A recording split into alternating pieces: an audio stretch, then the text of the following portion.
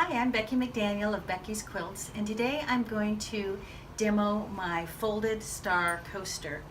I started making these, or kind of came up with the idea for these because I used to always carry around a styrofoam cup with my iced tea in it.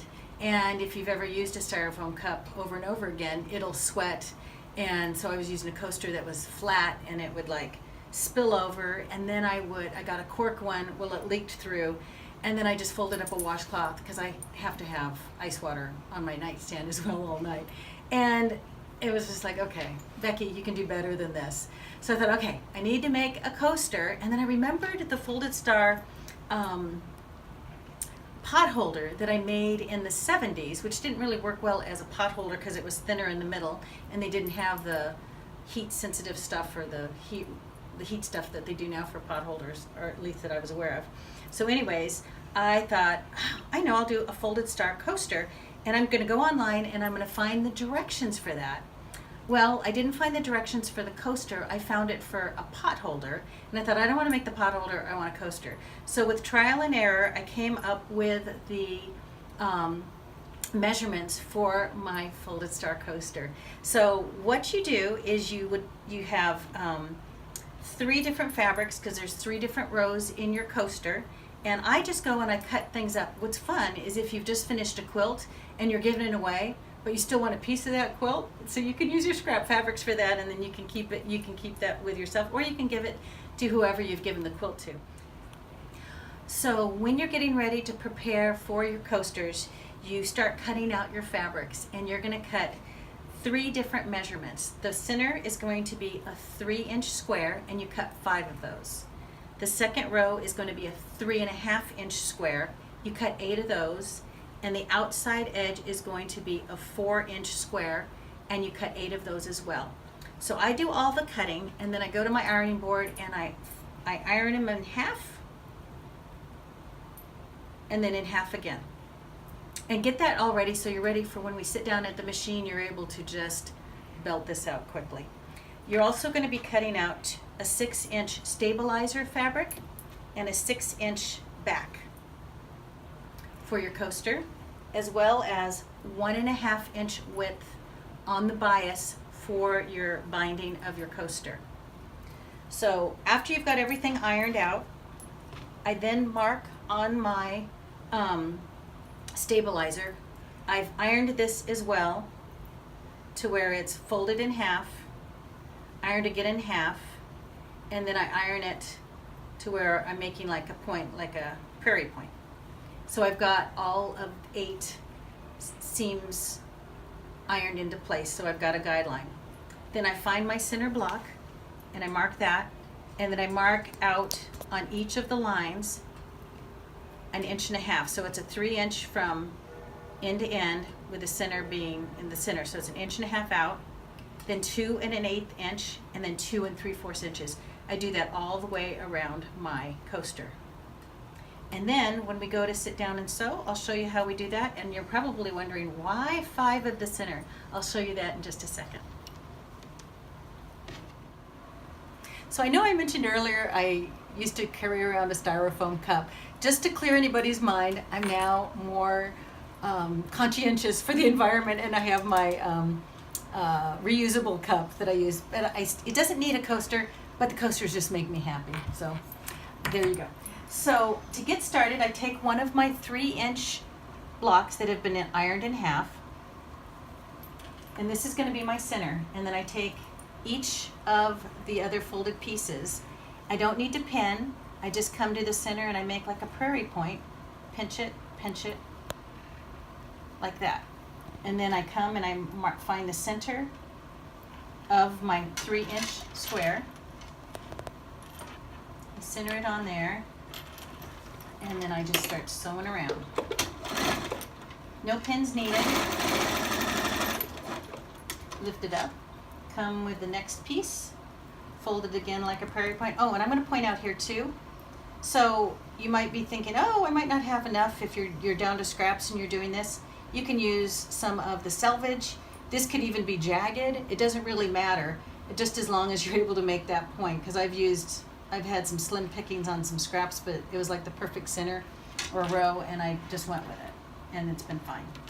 Come back, butt that up against the other folded edge, come around the corner, hold it in place, lift up my thing, my foot, and do it again.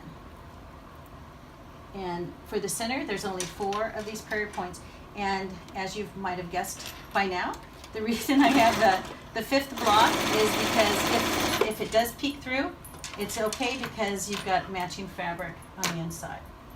So I'll do the last one here.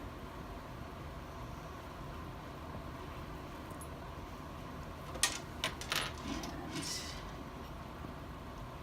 put that in. Oh, and I know I had said no pinning. I guess I lied because I do pinning at this point. So what I do at this point is I come, and where I've marked my marks on here, I put this to where the inside fold, so this center fold kind of matches up right where my line is at the 1.5 inch all the way around, and I'm matching it to where the openings are on the line, so it makes it easy. I just pin this in place just because I like to sew around quickly like a little mad demon, and it just kind of keeps it in place. But as you can see, it's all kind of centered on where those marks are. I lift it up, I sew around it again, go all the way around, and when I'm done with this row, the fun really starts.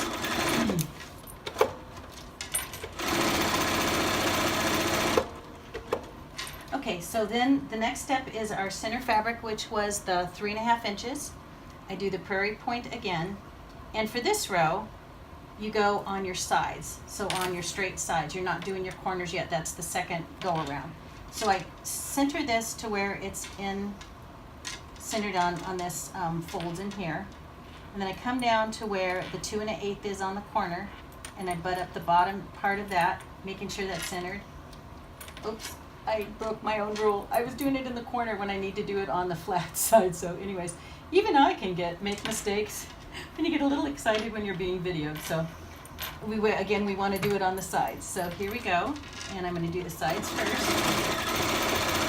Come around,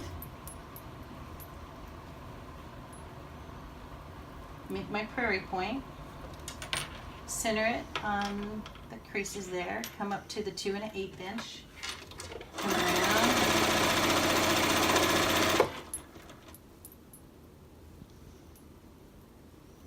come around, center it,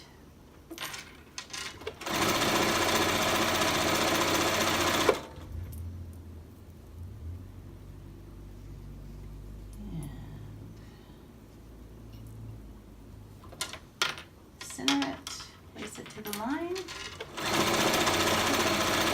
Now I'm ready to do my corners.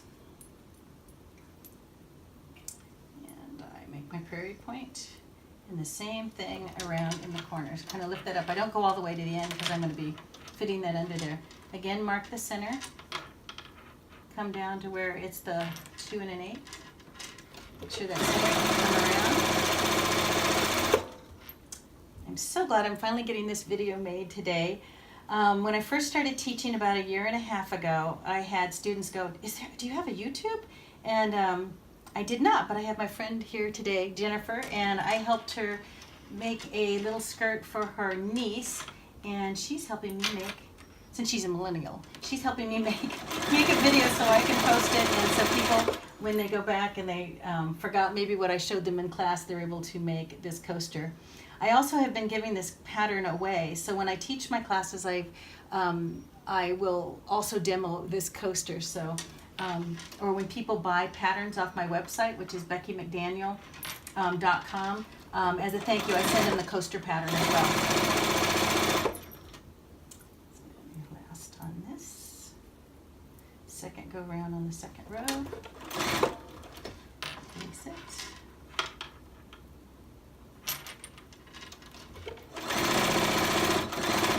Okay, now I'm ready for my last row, and it's the same thing. I go on the straights,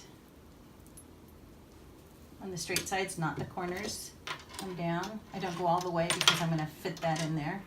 Match it to the center and come down to the 2 3/4.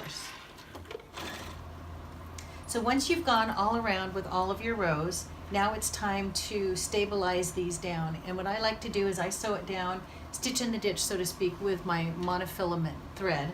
I've made 2 because I like to chain do it. So you just start on the edge here, come through, and you just kind of pull it open. So you're going all the way down the center, and you kind of manipulate when she gets to the center, so you're going through the center. What's nice is you try not to catch the outside, you try to stay in the ditch, but because it's monofilament thread, you're, not everyone, unless you've got the quilting police coming and checking it out, but anyways, you're able to make it look great. So kind of come down, kind of slow. What's nice with my Bernina is I've got the leg lift, which allows me to lift my foot up, spread it open, the folds, and kind of come down. And then I do, because I'm doing it in chain, I then come and do my next piece, butt it up, the same thing. And I go across each way and then each corner, side to side.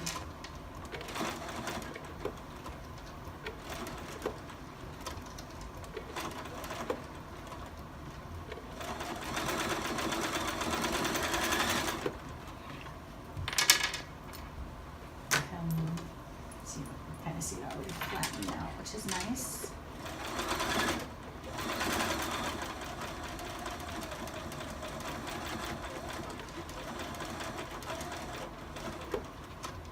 And open it up.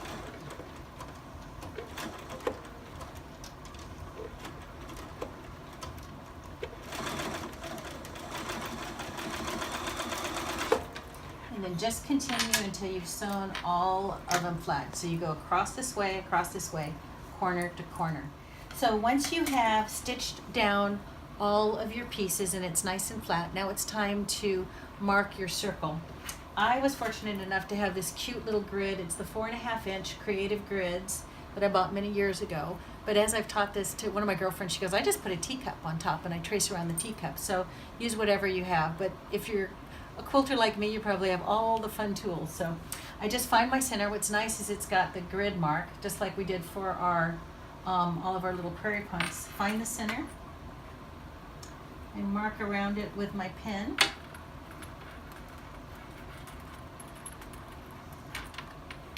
And that's my guideline for when I put my binding on. All the way around.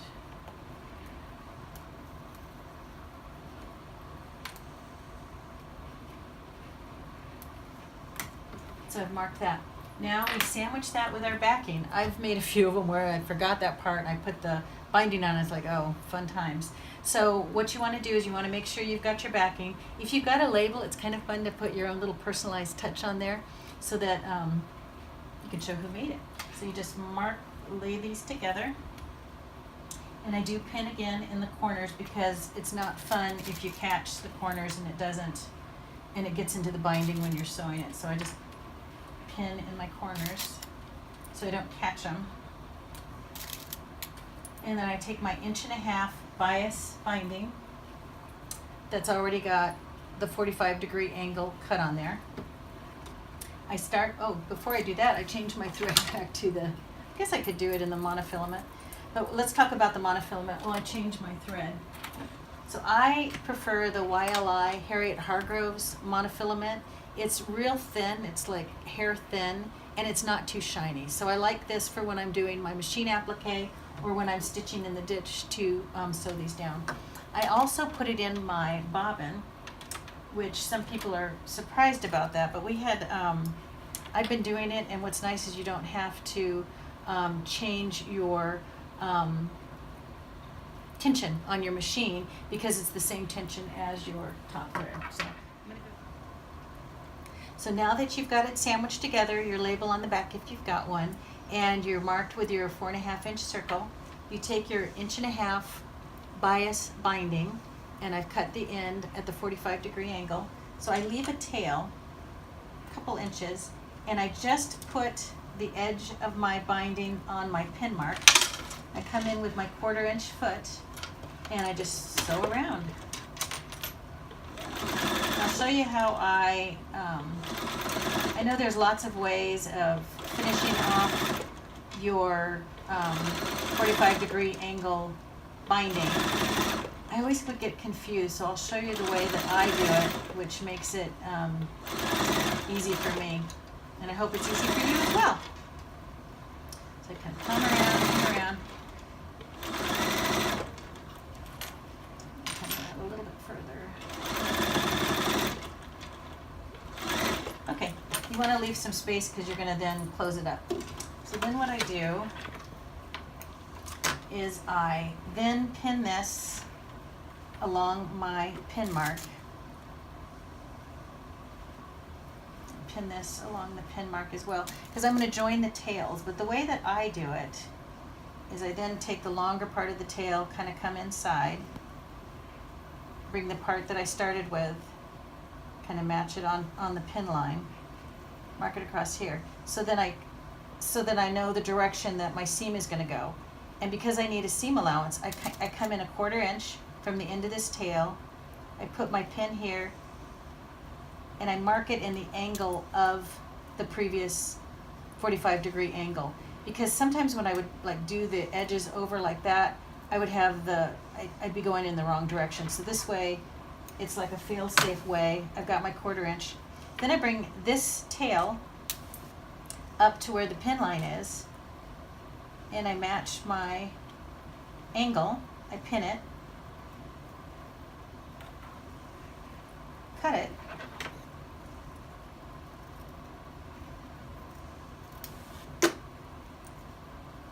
and then I'm ready to join my ends. So then I bring this up, and I pin it twice because it's kind of tight in there. So put a couple pins in, and of course you want your little tails to hang over. And then I sew my 1/4 inch. Fold this back, and sew a 1/4 inch down, join my binding. Now I come back with and I pin it in place. I just press this with my fingers, press the seam open, and then I pin around on the ink line.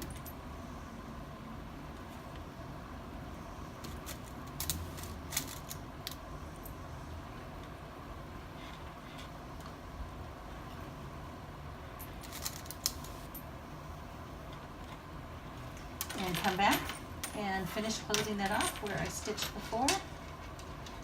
Come around. 1/4 inch on the edges.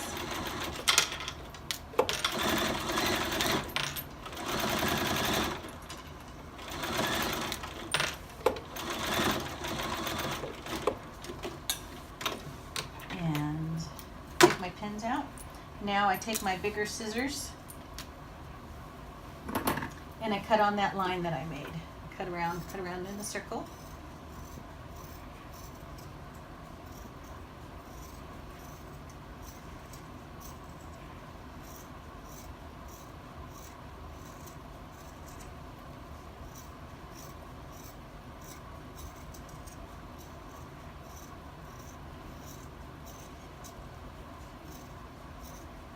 And you want to have a good pair of scissors, because even with my gingers, it's a little tight in there, so, or it's a little difficult to smish to cut it.